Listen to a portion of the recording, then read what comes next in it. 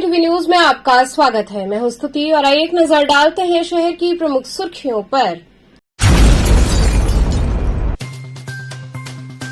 किसानों पर हुए लाठीचार्ज मामले में जिला कारागार में बंद लोगों से कई राजनीतिक दल के नेताओं ने की मुलाकात।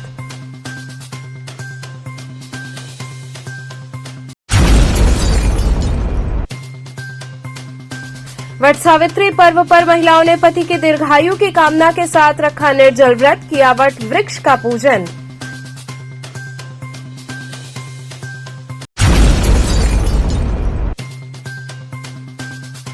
चौक बुलेटिन क्षेत्र में तेज आवाज के साथ मैनहोल का फटा ढक्कन, कुछ देर के लिए मची अफरा तफरी।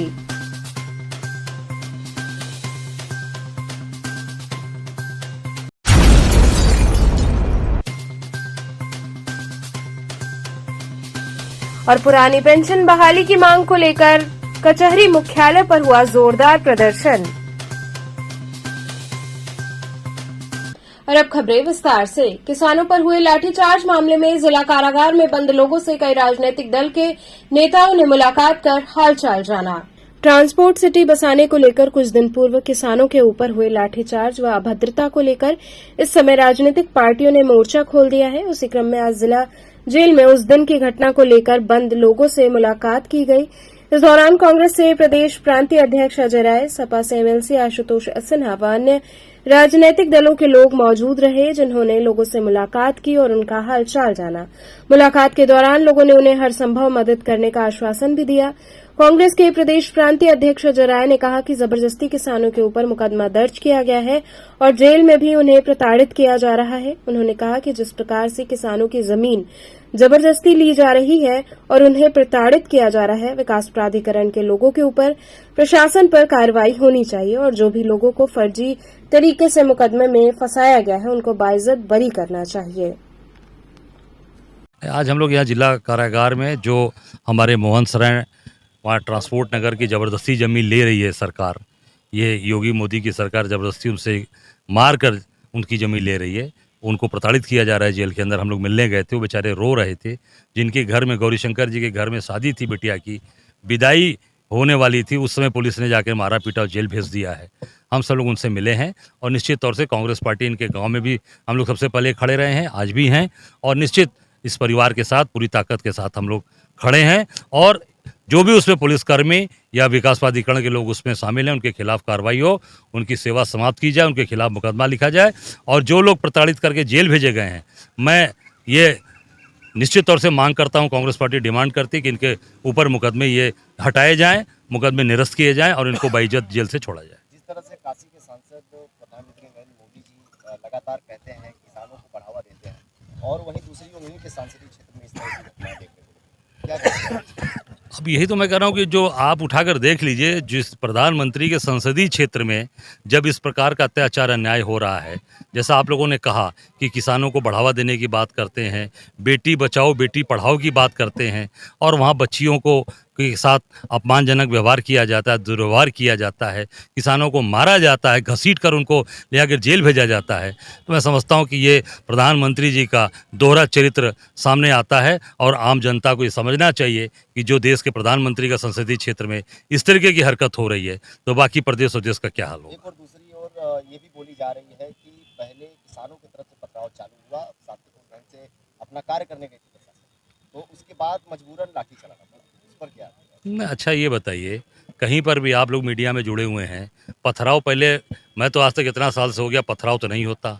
जब बात प्रशासन करने जाता है बात बिगड़ती है, जब बात नहीं मानी जाती है या कहीं ना कहीं पुलिस की तरफ से दुर्व्यवहार किया जाता है, तब दूसरी तरफ से रिलेट किया जाता है। वो तो खुद ही दबे हैं बेचारे, वो तो खुद कमज़ोर हैं, उनकी तो ज़बरदस्ती ज़मीन, वो तो ज़मीन कहते हैं 98 के रेट पे हमको दिए, मुआवजा सरकार दे रही है। आपको आज का अगर ज़मीन लेना है तो वर्तमान का जो सर्कुलेट है उसको 4 गुना दीजिए, किसानों से बैठ के बात करिए, वो मुझे लगता है किसान शायद तैयार हो जाएं।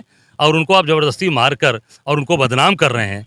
पूरी तरीके से ये सरकार घिर चुकी है, योगी मोदी की ये सरकार घिर गई है। अब उनको ये सूझ नहीं रहा है कि क्या बोलें, तो किसानों को आरोपित कर रहे हैं, किसानों को बदनाम कर रहे हैं। वट सावित्री पर्व पर महिलाओं ने पति की दीर्घायु की कामना के साथ निर्जल व्रत रखकर वट वृक्ष का विधिवत पूजन अर्चन किया। धर्मनगरी काशी में शुक्रवार को वट सावित्री का पर्व मनाया गया। इस अवसर पर महिलाओं ने निर्जल व्रत रखा और विधि विधान से पूजन अर्चन किया। सुबह से ही हर गली मोहल्ले में चहल पहल रही। महिलाओं ने सज धज कर वट वृक्ष की पूजा की। नगर में वट सावित्री पूजन की धूम रही। महिलाओं ने फल फूल व मिष्ठान अर्पित किया और वट वृक्ष की परिक्रमा की तथा पति की लंबी उम्र की कामना के साथ परिवार की सुख समृद्धि की कामना की। पुजारी सत्यनारायण मिश्रा एवं व्रती महिलाओं ने इस पूजन के बारे में विस्तार से बताया।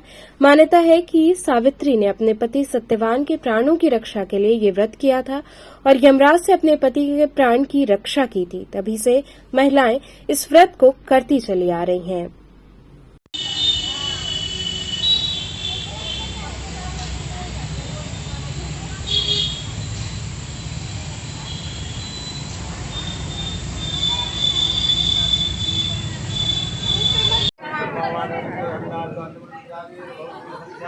इनका करो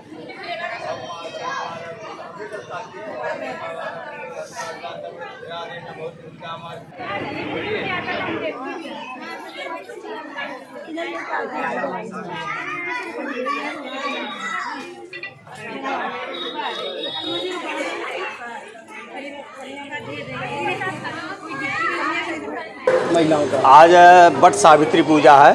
ये ज्येष्ठ कृष्ण पक्ष की अमावस्या को और ये सौभाग्यवती स्त्रियां जो है इस व्रत को करती हैं। अपनी सौभाग्य की रक्षा के लिए जो 7 फेरी इसमें लगाती हैं धागा से, 7 जन्म अपने भगवान से वट वृक्ष से मांगती हैं, सावित्री से, क्योंकि सावित्री का स्वरूप वट वृक्ष है। वट वृक्ष भगवान शिव जी का भी स्वरूप है और उनसे मांगती है कि मेरा 7 जन्म सौभाग्य इनके साथ जुड़ा रहे। उसी को लेकर के सौभाग्य स्त्रियां जो है 7 बार फेरी लगाती हैं वट की और अपनी सौभाग्य की रक्षा की भगवान से प्रार्थना करती है कि हमारा सौभाग्य हमारा सलामत रहे। भगवान शिव से प्रार्थना करते हैं परिवार उनका जो है सुरक्षित रहे, सौभाग्य सुरक्षित रहे। ये इसमें है फल है, फूल है और माला है, धागा है। धागा से फेरी लगाती हैं बट में और जो है उनसे प्रार्थना करती हैं कि 7 जन्म में सौभाग्य हमारा साथ रहे और अपनी सौभाग्य की रक्षा का भगवान से प्रार्थना करती हैं। इसका आप लोग पूजन कर रहे हैं? आज हम लोग वट सावित्री का पूजा कर रहे हैं। ये पूजा पति की लंबी आयु के लिए किया जाता है। कितनी पुरानी परंपरा है ये सदियों से चली आ रही परंपरा है। ये माता सावित्री अपने पति की लंबी आयु के लिए ये पूजा की थी, तब से ये पूजा किया जा रहा है, लोग किए जा रहे हैं। क्या क्या करती हैं इसमें हम लोग भगवान को माला फल फूल चढ़ाते हैं, धागा नारा बांध करके उसको 7 फेरा दिया जाता है, ये सब किया जाता है। वट वृक्ष के नीचे ही हाँ, ये वट वृक्ष के नीचे ही पूजा किया जाता है। साधना जी, किसका आज आप लोग व्रत हैं या किसका पूजन कर रही हैं? उधर जाइए आप थोड़ा। ये इस व्रत को वट सावित्री पूजा कहा जाता है। ये अमावस्या के दिन माता सावित्री ने अपने पति के लिए किया था यह व्रत और ये आज हम लोग अपने सुहाग की लंबी कामना के लिए, लंबी आयु के लिए ये व्रत करते हैं। और ये व्रत वट सावित्री पूजा के नाम से जाना जाता है। शिव जी के लिए सावित्री माता ने ये व्रत किया था। शिव जी के स्वरूप वट की हम पूजा करते हैं, सिंदूर तिलक सुहाग का सामान चढ़ाते हैं, 7 फेरी लेते हैं रोरी बांध के, जिससे 7 जन्मों तक हमारे पति का यह सुहाग, यह साथ हमारे साथ बना रहे। किस तरह से व्रत रहती है? सुबह से शाम तक इसका व्रत रहती है आपको? सुबह से शाम तक भी बहुत लोग रहते हैं। बहुत लोग पूजा करने तक अन्न जल नहीं लेते हैं, पूजा करने के बाद ले लेते हैं। ये वट सावित्री का पूजा है, ये सुहाग के लिए लोग करते हैं। इसमें किस तरह से पूजा करती है, क्या क्या करती है? अब इसमें ये फल मीठा और लोग पूड़ी भी चढ़ाते हैं, चना भी चढ़ाते हैं, हलवा भी चढ़ता है। इसमें कुछ कपड़े और हाँ, सिंदूर चढ़ता है, हाँ, कपड़े उपड़े चढ़ते हैं और फेरी लगती है 108, 51, 21 ऐसे करके। तो इस बरगद के पेड़ के नीचे ही पूजा क्यों की जाती है? अब कोई मन होता है भाई, लोग बताए हैं कि इसमें वट सावित्री वटकेश्वर महादेव जी यहाँ रहते हैं। इसमें कितने सालों से आप ये पूजा कर रही हैं? हम तो बेटा 2-3 साल से 4 साल से कर रहे हैं। क्या मतलब आखिर क्या लगता है कि इसके पूजा से क्या फल मिलता है? बहुत कुछ मिला है बेटा, बहुत कुछ मिला है। भगवान सब कुछ दिए हैं। वट सावित्री व्रत का पूजा हो रहा है आज, और ये व्रत पति की लंबी आयु के लिए रहते हैं लोग। चौक बुलेटिन क्षेत्र में तेज आवाज के साथ मैनहोल का ढक्कन फटने से कुछ देर के लिए अफरा तफरी का माहौल हो गया। शहर के चौक थाना क्षेत्र बुलेटिन मोहल्ले में उस समय हड़कंप मच गया जब तेज धमाके के साथ सीवर के मैनहोल का ढक्कन हवा में उछल गया। क्षेत्र में किसी अनहोनी की आशंका से वहां मौजूद लोग भाग खड़े हुए तो कई घरों के लोग अपने घर से बाहर आ गए। जब लोगों को कुछ समझ आया तो पता चला कि गर्मी की वजह से सीवर में बने गैस के कारण ये धमाका हुआ है। डरे सहमे लोग जब पास जाकर देखा तो कई मैनहोल के ढक्कन चकनाचूर हो चुके थे।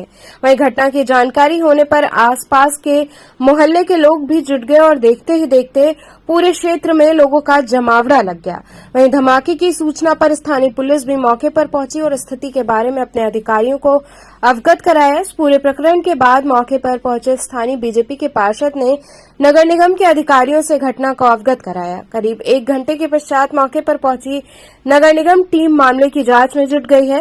स्थानीय पार्षद संजय कुमार केशरी ने बताया कि क्षेत्र में अचानक तेज आवाज के साथ सीवर के मैनहोल के ढक्कन करीब 10 से 12 फीट ऊपर तक उछल गए और सीवर से गैस रिसाव की गंध आने लगी। इस घटना में किसी प्रकार की जानमाल की हानि नहीं हुई है। क्या घटना हुआ यहाँ पर?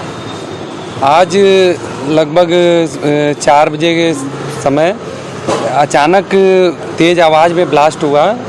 यहाँ पे सीवर का जो ढक्कन लगभग 10-12 फीट ऊपर उठ गया और जब हम लोग मौके पे आए तो केमिकल का बड़ा स्मेल था और कुछ केमिकल के कारण ऐसा ब्लास्ट हुआ और उसके बाद अगल बगल की जो ढक्कनें थी वो तेज़ आवाज़ से खुल गई। इसमें कोई क्षेत्रीय जन की हानि नहीं हुई। बगल में बाबा बुलेटिन बाबा का मंदिर है, उनका बड़ा आशीर्वाद रहा कि किसी जान मान की हानि नहीं हुई, क्योंकि एकदम व्यस्तम रास्ता है। यहाँ हमेशा 10-20 लोग रहते हैं, खड़े रहते हैं, लेकिन ऊपर वाले के आशीर्वाद से कुछ ऐसा दुर्घटना नहीं हुआ। क्या मौके पर कोई आला अधिकारी को हम लोग को जनता ने सूचना दिया। हमारे सहयोगी इंद्रेश जी जो बगल के वार्ड के पार्षद हैं, हम लोगों को जनता ने सूचना दी। तुरंत हम लोग मौके पर उपस्थित हुए। संबंधित अधिकारियों को फ़ोन करके बुलाया गया और त्वरित कार्रवाई के तहत ढक्कन तुरंत बनने भी जा रहा है। किस तरह घटना हुआ है? कौन मोहल्ला है ये बुलेटिन और गोला दीनानाथ का मुख्य बॉर्डर है। CK 49/81 और Varanasi general store CK 62/7 Kashipura. यहाँ पर दोपहर में बम ब्लास्ट हुआ है। अनुमान यही था, सारे लोग अपने अपने घरों में दुबक गए कि कहीं मेरा मकान गिरा, कोई सोचा मेरा मकान गिरा, लेकिन यहाँ घटना अजीबोगरीब हुई। एक मैनहोल का ढक्कन था जो कि काफ़ी ऊपर 10 फीट ऊपर उड़ा और वहाँ तार से टकरा कर तब वही नीचे गिरा। अगल बगल के और भी चेंबर के मैनहोल के ढक्कन उड़ने लगे, 3-4 ढक्कन अपने आप, और गैस उसमें से निकलने लगा, आग निकलने लगी। लोगों को समझ में नहीं आया कि ये हो क्या रहा है। आवाज़ें इतनी तेज थी कि दूर मोहल्ले तक के लोग लोग आने लगे। मालूम चला कि गैस के कारण इस मैनहोल के ढक्कन को ब्लास्ट किया। कोई घायल नहीं हुआ। बाबा बुलेटिन बाबा का आशीर्वाद, इधर माँ ज्वाला देवी का आशीर्वाद कि कोई भी इतना चालू रास्ता है लेकिन कोई भी हताहत नहीं हुआ। पुरानी पेंशन बहाली की मांग को लेकर कचहरी मुख्यालय पर जोरदार प्रदर्शन किया गया। पुरानी पेंशन को लेकर कचहरी मुख्यालय पर कर्मचारियों ने प्रदर्शन किया। पुरानी पेंशन बहाली संयुक्त मोर्चा के लोगों ने पेंशन बहाली को लेकर सरकार को घेरा। उनका कहना है कि जिस तरह से अन्य राज्यों में पुरानी पेंशन बहाल हुई है, उत्तर प्रदेश में उसी तरह बहाल होनी चाहिए। हम कर्मचारीगण सरकार से मांग करते हैं कि और राज्यों की तरह उत्तर प्रदेश में भी पुरानी पेंशन बहाल करके कर्मचारियों के हित में कार्य किया जाए। उत्तर प्रदेश पंचायती राज ग्रामीण सफाई कर्मचारी संघ का अध्यक्ष कई सालों से पेंशन को लेकर आप जो है प्रदर्शन कर रहे हैं, लेकिन अभी तक मांगे पूरी नहीं हो पाई। क्या लगता है जिंदगी भर प्रदर्शन करेंगे या आपकी मांगों को पूरी? ऐसा तो नहीं लगता कि हम कई वर्ष धरना प्रदर्शन करेंगे। जैसे कुछ राज्यों में पुरानी पेंशन बहाल हुआ है, हम जानते हैं कि उत्तर प्रदेश से माननीय मुख्यमंत्री जी पेंशन हमेशा बहाल करेंगे। ऐसा विश्वास और आशा भी लग रहा है कर्मचारी पेंशन बहाल होगा, जिस तरह और प्रदेशों में हुआ है। कर्नाटक कौन कौन है ना, दिल्ली है, आप कहना चाहेंगे, आप क्या हुआ?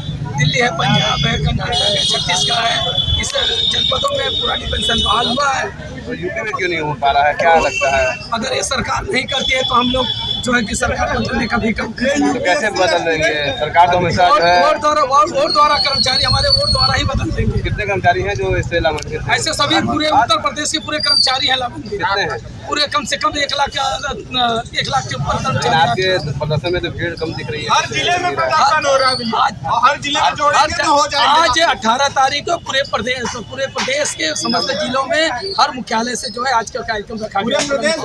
ये संयुक्त मोर्चा के तत्वाधान में हो रहा है। तो आज ये जो प्रदर्शन कर रहे हैं तो क्या लगता है कि सरकार जाग जाएगी आप लोगों का प्रदर्शन? ऐसा तो लग रहा है कि आश्वासन भी मिल रहा है और माननीय मुख्यमंत्री जी की तरफ से कि पुरानी पेंशन बहाल के लिए देखिए क्या होता है। तो क्या लगता है कि ये राज्य करता है या केंद्र करता है? पेंशन को बहाली जो करता है राज्य करता है कि केंद्र करते हैं, केंद्र करता है। तो किससे आप मांग कर रहे हैं? हम माननीय प्रधानमंत्री जी से भी कर रहे हैं, माननीय मुख्यमंत्री जी से भी कर रहे हैं। किस तरह से?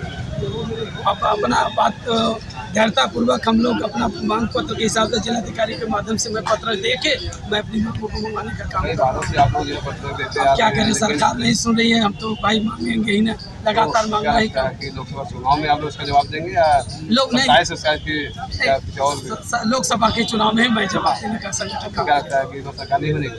नहीं, अगर सरकार हमारी मांग पूरी करती थी सरकार धैर्य से बनेगी, अगर नहीं मांग पूरी करती है तो सरकार नहीं बनेगी। पेंशन दे देगी तो पेंशन दे देगी तो हम लोगों का बहुत बड़ा कार्य हो जाएगा। सरकार अच्छी है, तब सरकार अच्छी है और कोई और कुछ मांग नहीं है। और सफाई कर्मचारियों का अभी तक सेवा नियमावली नहीं बनी है। सिर्फ जो है आप लोग का पेंशन ही मांग है और कोई समस्या है सरकार से नहीं?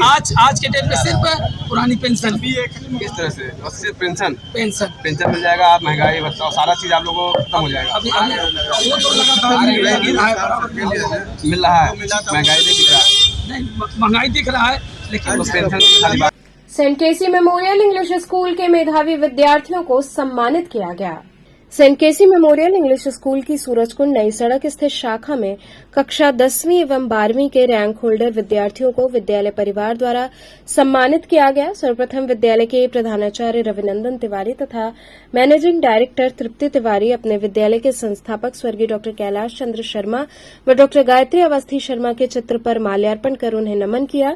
इसके बाद सम्मान समारोह की शुरूआत हुई, जिसमें सीबीएसई बोर्ड की परीक्षा में उच्चतम अंक प्राप्त करने वाले मेधावी विद्यार्थियों को मेडल व सर्टिफिकेट प्रदान कर सम्मानित किया गया। मेडल पाकर मेधावी विद्यार्थियों के चेहरे खुशी से खिल उठे।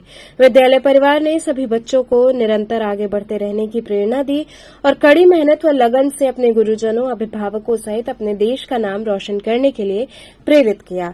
विद्यालय की परीक्षा नियंत्रक पूनम मेहरोत्रा ने छात्र छात्राओं को मिष्ठान खिलाकर अपनी शुभकामनाएं दी। विद्यालय की कोऑर्डिनेटर रमा श्रीवास्तव ने बच्चों के उज्जवल भविष्य की कामना की। इस अवसर पर विद्यालय के शैक्षणिक प्रभारी दिनेश विश्वकर्मा सहित विद्यालय परिवार के अन्य सदस्य व छात्र छात्राएं उपस्थित रहे।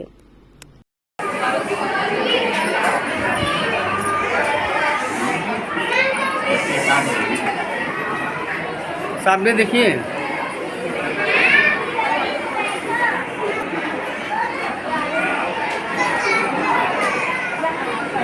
Please, all of you, a big clap for Sivans.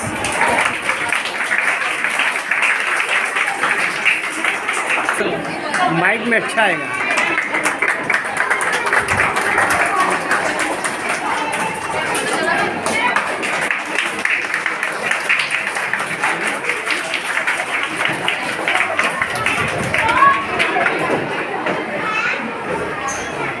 हाँ सर, किस तरह का आज यहाँ अभिनंदन समारोह चल रहा है? क्लास 10th और 12th के बच्चों जो सीबीएसई में रैंक होल्डर्स हैं उनको आज सम्मानित किया जा रहा है। इस उपलक्ष्य में सिटी ब्रांच में उन बच्चों को बुलाया गया है और first, second, third, fourth up to 10th rank सभी बच्चों को सम्मानित किया गया है। सभी बच्चों से यही कहना है, arise, awake, not stop to the board is rest. कहने का मतलब है उठो जागो और तब तक मत रुको जब तक कि तुम अपनी सफलताओं को हासिल नहीं कर लेते, लक्ष्य की प्राप्ति नहीं कर लेते। और आपका लक्ष्य है अपने जीवन में आगे बढ़ना।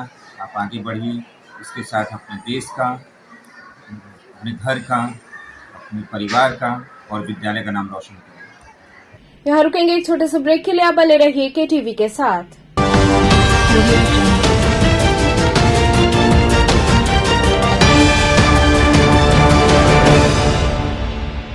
खबरों से जुड़े रहने के लिए हमारे चैनल केटीवी वाराणसी को सब्सक्राइब करें और लेटेस्ट अपडेट्स के लिए बेल आइकन को प्रेस करें।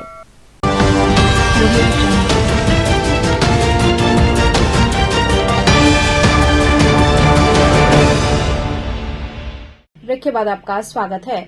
सिक्किम के राज्यपाल लक्ष्मण आचार्य अपने गृह जनपद वाराणसी आए। सिक्किम के राज्यपाल लक्ष्मण आचार्य अपने गृह जनपद वाराणसी पहुंचे। इस दौरान पत्रकारों से बातचीत के दौरान उन्होंने कहा कि सिक्किम का वातावरण बहुत अच्छा है, पर्यटक की दृष्टि से बहुत ही सुंदर है। वहीं कहा कि काशी प्रधानमंत्री का संसदीय क्षेत्र है, जहां लगातार विकास हो रहा है। गृह जनपद है और आना जाना लगा रहता है। बाबा विश्वनाथ की नगरी है काशी, और बहुत दिनों तक यहीं काम किया हूँ, सामाजिक काम अनेक कामों निभाए हूँ, तो स्वाभाविक है घर है, आना जाना होता है। सर जिस तरह से विपक्ष लगातार में बहुत सुंदर सिक्किम है, आप लोग पधारिए। बहुत पर्यटन की बड़ी वहाँ पर अच्छा है, बहुत अच्छा वहाँ का वातावरण है, सुंदर लग रहा है, वो सब पधारिए। बाकी बातें तो और लोग करते हैं। तो काशी में आए हैं पहले कि काशी में, और आपकी काशी में कितना? निश्चित रूप से काशी बहुत सुंदर होता जा रहा है, तो काशी भी बहुत सुंदर हुआ है, और आदरणीय प्रधानमंत्री जी का संसदीय क्षेत्र है, तो स्वाभाविक है कि बहुत। सर जिस तरह से G20 को लेकर काशी को और खूबसूरत बनाया जा रहा है, तो उसको लेकर आप क्या कहना चाहते हैं? सब लोग चाहते हैं कि काशी सुंदर रहे, और काशी सुंदर है, सुंदर लग भी रहा है। संत अतुलानंद कॉन्वेंट स्कूल में आयोजित इन्वेस्टर सेरेमनी में सुविख्यात कवि डॉक्टर कुमार विश्वास ने शिरकत की। संत अतुलानंद कॉन्वेंट स्कूल में आयोजित इन्वेस्टर सेरेमनी कार्यक्रम में शिरकत करने पहुंचे सुविख्यात कवि व लेखक डॉक्टर कुमार विश्वास ने सर्वप्रथम मां सरस्वती को नमन कर पुष्पांजलि अर्पित व दीप प्रज्वलित कर कार्यक्रम की शुरुआत की। इस दौरान स्कूल के सचिव राहुल सिंह ने मुख्य अतिथि डॉक्टर कुमार विश्वास और एनडीआरएफ द्वितीय कमांडेंट अमित कुमार का स्वागत पुष्पगुच्छ व अंगवस्त्रम प्रदान कर किया। कार्यक्रम में डॉक्टर कुमार विश्वास ने कहा कि लोग मंगल मनाने के लिए विदेश जाते हैं, लेकिन काशी एक ऐसी नगरी है जो मरने के बाद भी मंगल होता है। ज्ञान की खोज 2 ही जिले में है, एक तो प्रयागराज, दूसरा काशी। कार्यक्रम में उपस्थित छात्र छात्राओं का उन्होंने मनोबल बढ़ाया। डॉक्टर कुमार विश्वास ने कहा कि मेरे कवि बनने में मेरे पिता पहले गुरु हैं।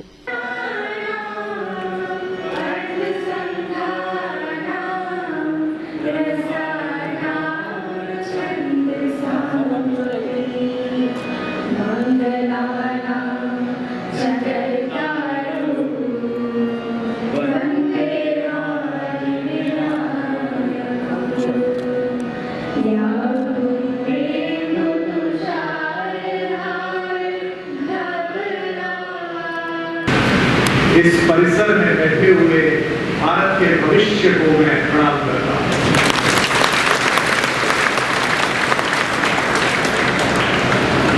हम अक्सर संवाद करते हैं कि नियति क्या है। जैसे मेरे छोटे बच्चे जो बैठे हैं पीछे, ये कहते हैं डेस्टिनी क्या है। तो डेस्टिनी ये है कि आज से 2 दिन पहले मैं दोपहर को अपने घर पर चाय पी रहा था, तो मैंने जो स्पीच कोरोना काल में पहली कक्षा से लेकर 8वीं तक की हिंदी की पाठ्य पुस्तकें लिखी, जिनके विषय बताऊंगा कि क्यों लिखनी पड़ी मुझे, उसके पब्लिशर और मेरे प्रिय अनुज नवीन कौशिक धर आए थे। तो विशेष रूप से क्या उद्देश्य था डॉक्टर कुमार विश्वास से मिलने का? देखिए, वो एक संघर्षशील परिवार से है। उनके पिताजी शिक्षक थे। अपने उनकी आत्मकथा में मैं सुन भी चुका हूँ कई बार कि वो किस तरह से 2, 4, 10 रुपए के लिए भी संघर्ष करके अपनी पढ़ाई किए। तो सबसे पहले बच्चों के मन में संघर्ष की भावना, और संघर्ष से ही सफलता मिल सकती है, श्रम से ही सफलता मिल सकती है। आज वो पूरे 150 करोड़ हिंदुस्तानियों के हृदय में बसते हैं कुमार विश्वास।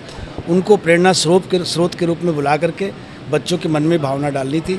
आज हमारे पास इतना बड़ा कक्ष नहीं है, केवल 1000 बच्चे बैठ पाए थे, लेकिन 1000 में से 5 बच्चों में भी अगर ये भावना चली गई होगी, डॉक्टर साहब ने कहा, तो मैं अपने आप को धन्य मानूंगा। क्या कुछ संकल्प दिलाया गया? श्रम करने का संकल्प यही दिलाया उन्होंने कि समय को व्यर्थ न गंवाओ, 25-25 साल के 3 भाग में उन्होंने जीवन को बांटा है।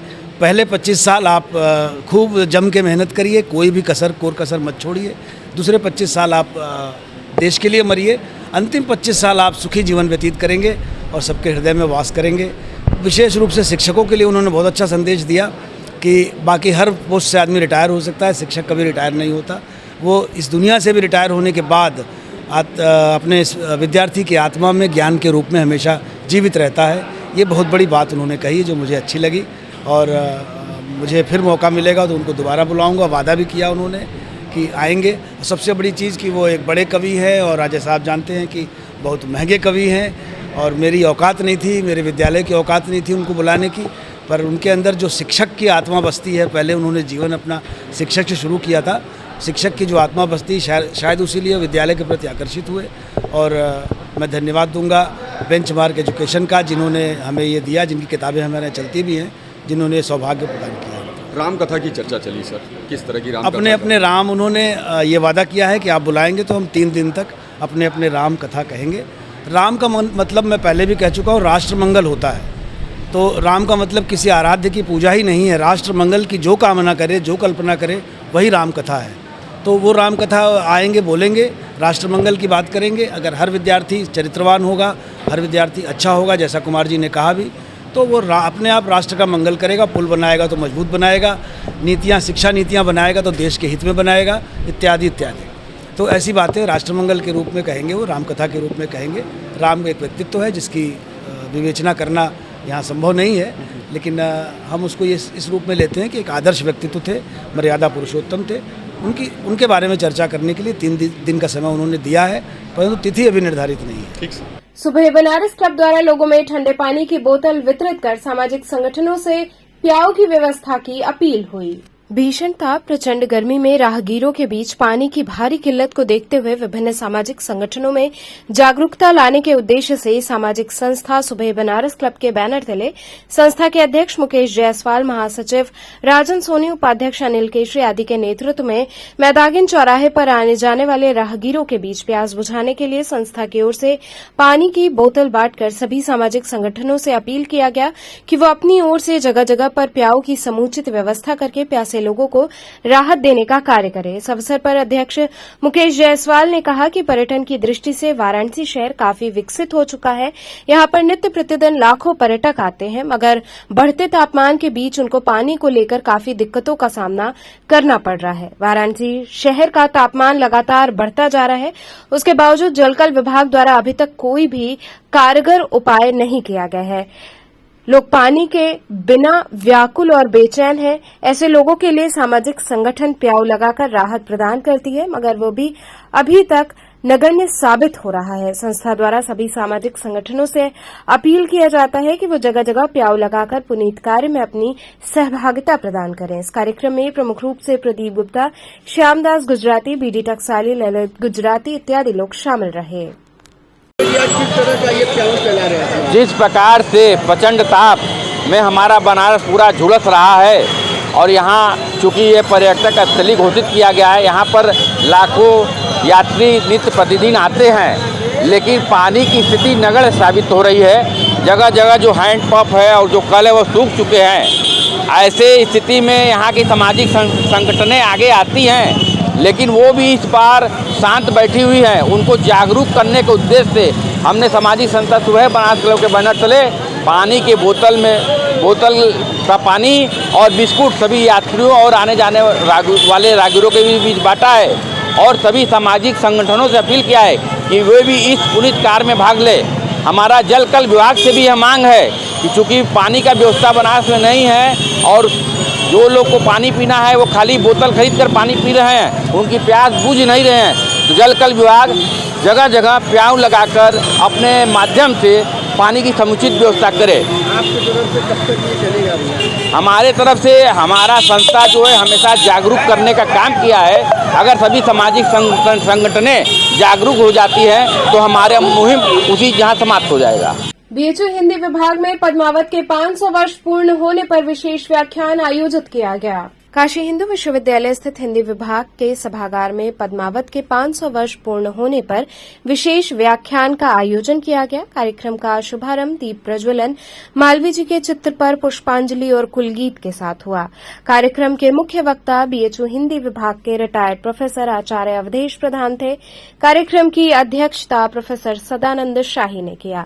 कार्यक्रम के मुख्य वक्ता का स्वागत माल्यार्पण और अंगवस्त्रम प्रदान कर किया गया। कार्यक्रम आयोजक प्रोफेसर सदानंद शाही ने कहा कि बीएचयू ने एक विशेष व्याख्यान माला शुरू की है और इस विशेष व्याख्यान माला में हिंदी के गौरवशाली काव्य जो हैं उन महाकाव्य पर बातचीत किया गया। उन्होंने कहा कि पद्मावत महाकाव्य का 500 वर्ष पूरा हो रहा है, जिसके उपलक्ष्य में हमारे भारत के विख्यात विद्वान काशी के गौरव अवधेश प्रधान का व्याख्यान हुआ।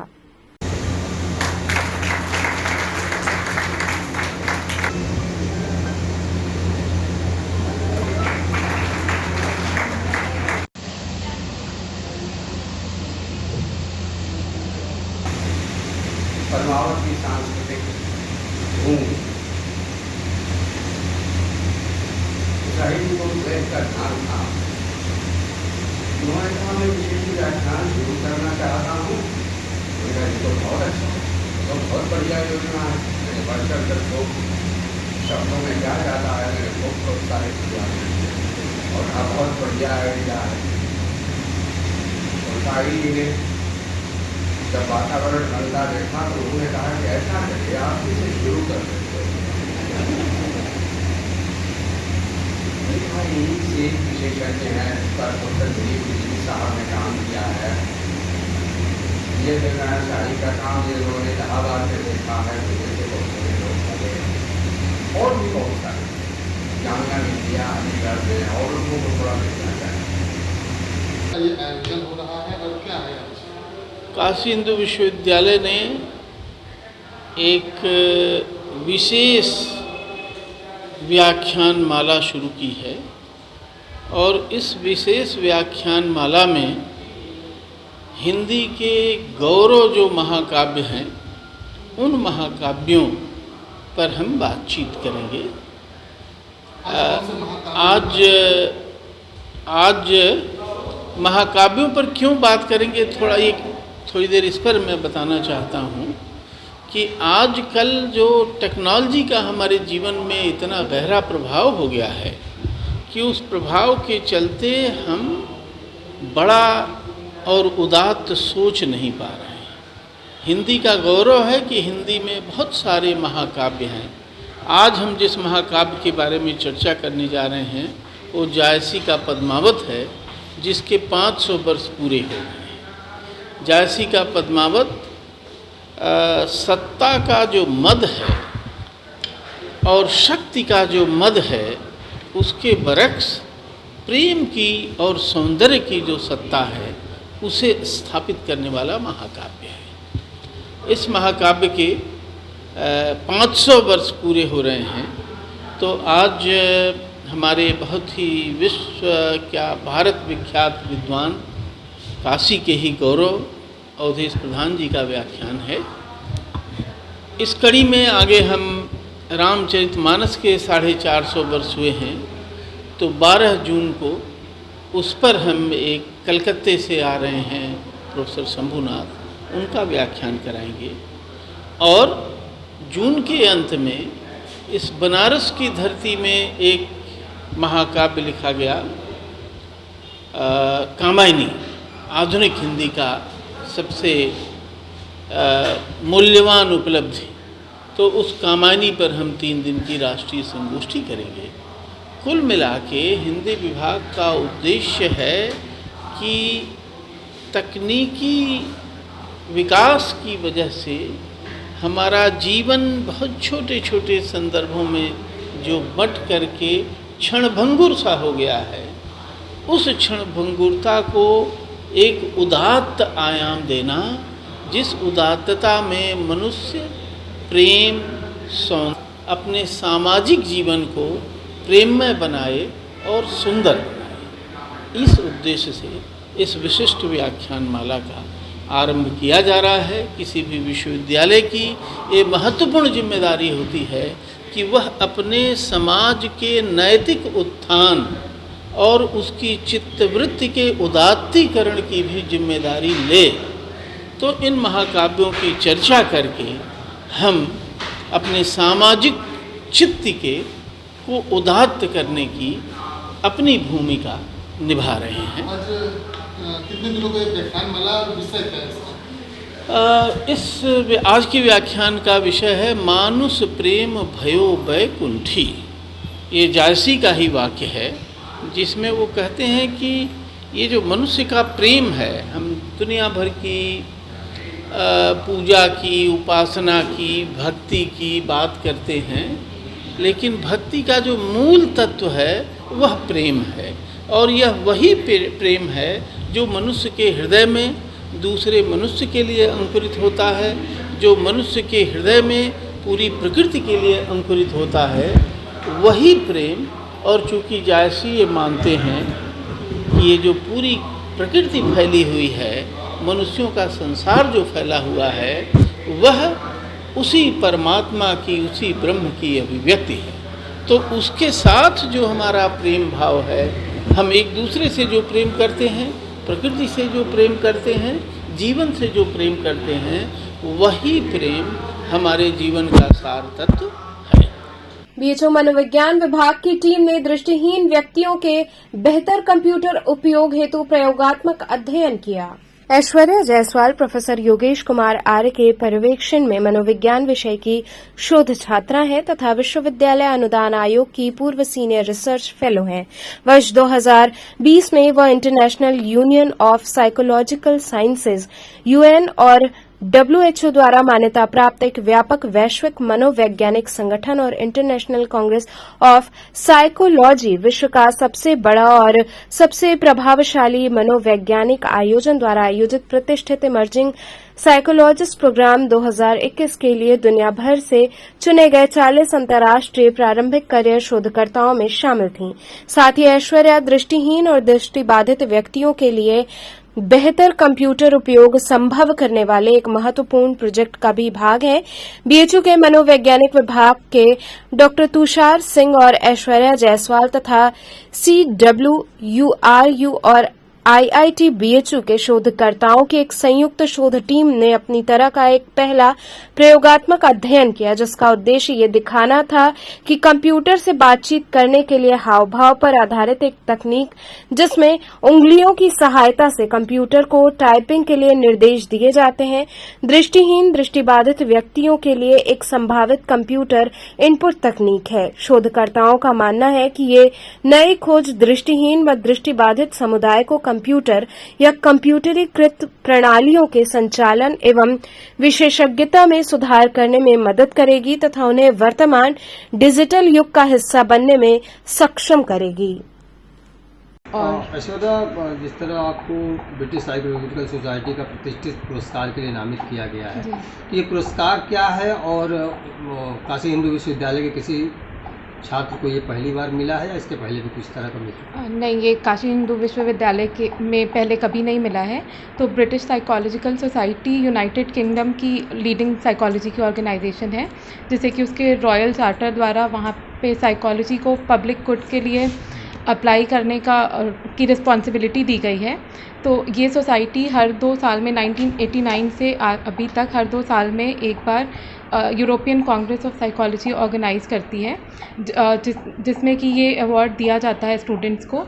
इसके तहत वो वहाँ पे हमें इनवाइट करती है, हमें वेवर्स देती है और फाइनेंशियल असिस्टेंस देती है वहाँ आके अटेंड करने के लिए। वहाँ पे हमारे इंटरेक्शन को फैसिलिटेट करती है ताकि इंटरनेशनल रिसर्च और international collaboration, cross cultural research opportunities बढ़ें और अर्ली करियर साइंटिस्ट में नॉलेज एक्सचेंज बढ़े। हम इंटरनेशनल प्रोजेक्ट्स लाएँ अपनी अपनी यूनिवर्सिटी के लिए। प्लस उन्होंने मुझे ऑफ़र दिया है यूनिवर्सिटी स्टूडेंट एम्बेसडर बनने का, ताकि मैं ये प्रमोट कर सकूँ यहाँ आके भी। उसके सिवा मुझे वहाँ पे मेरे एक्सपीरियंस की रिपोर्ट कमेटी को सबमिट करनी होगी वापस इंडिया आके भी, वो उसे असेस करेंगे।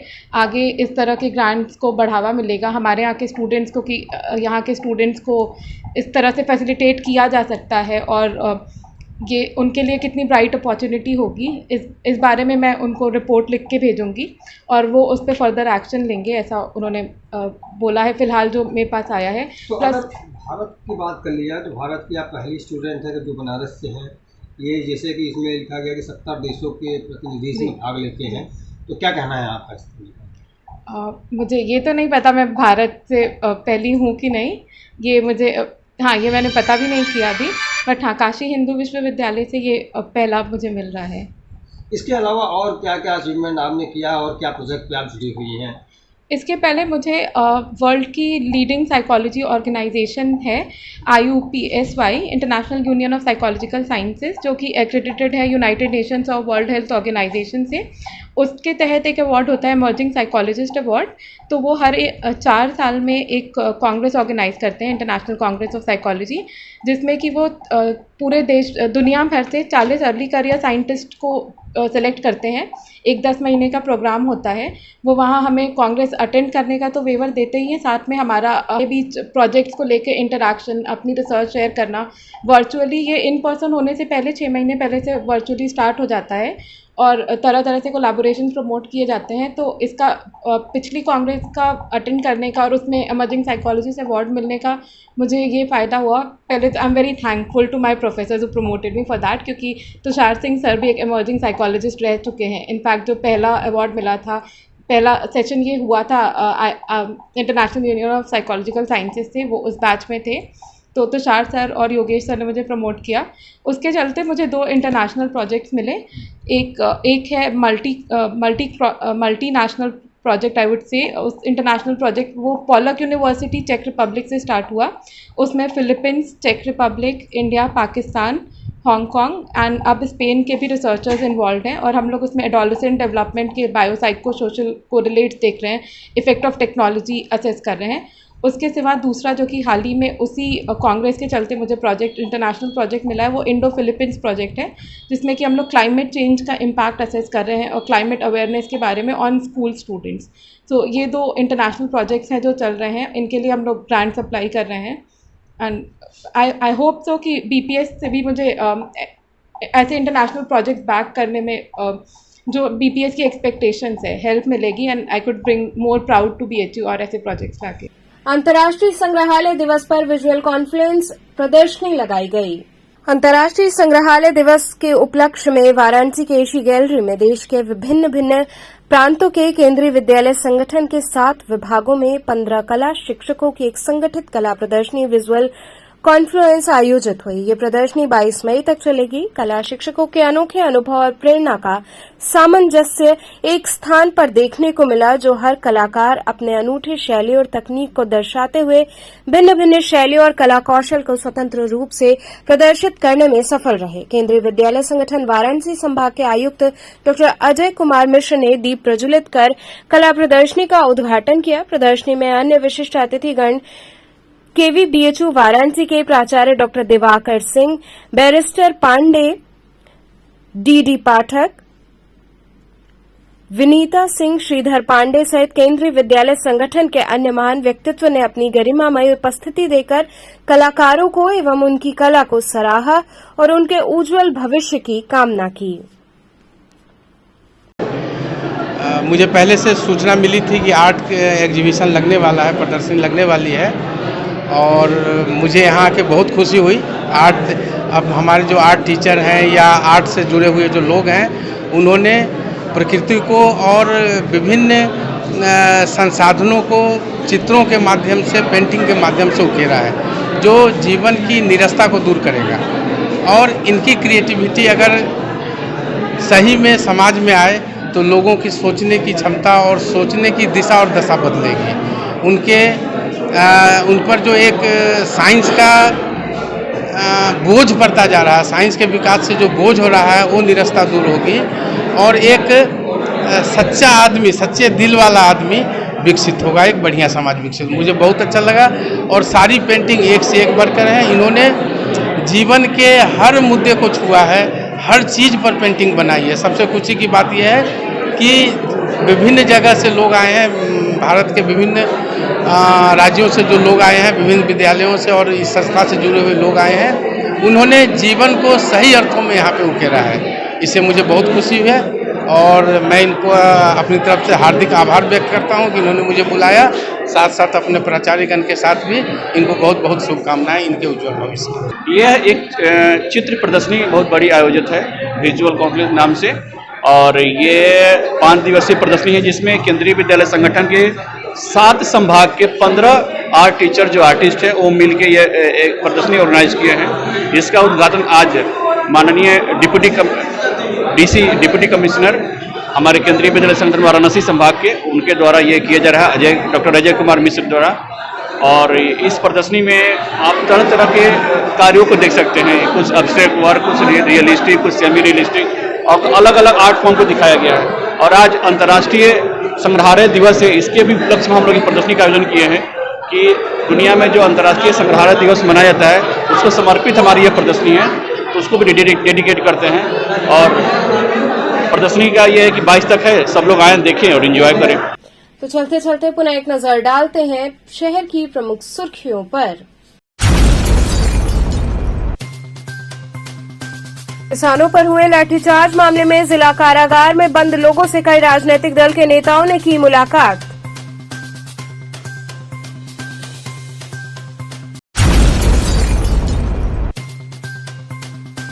वट सावित्री पर्व पर महिलाओं ने पति के दीर्घायु की कामना के साथ रखा निर्जल व्रत, किया वट वृक्ष का पूजन।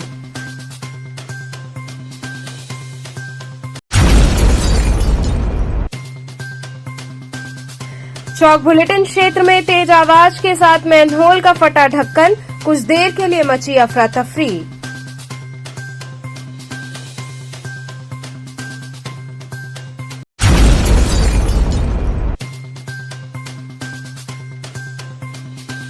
और पुरानी पेंशन बहाली की मांग को लेकर कचहरी मुख्यालय पर हुआ जोरदार प्रदर्शन।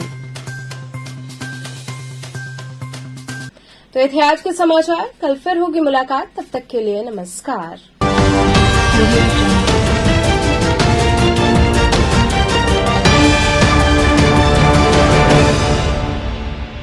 खबरों से जुड़े रहने के लिए हमारे चैनल KTV वाराणसी को सब्सक्राइब करें और लेटेस्ट अपडेट्स के लिए बेल आइकन को प्रेस करें।